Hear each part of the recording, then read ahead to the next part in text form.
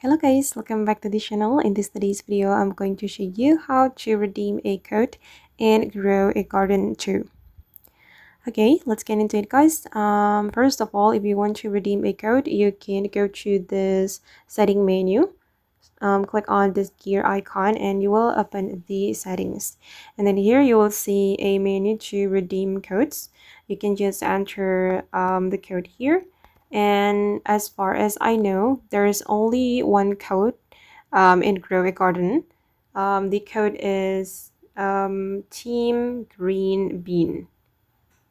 And then you will get three or two green bean seeds for free. I've already redeemed this code. As you can see, I have already redeemed this code and I've already planted the seed. So if you want to redeem a code, just go to this setting and you're going to enter your code.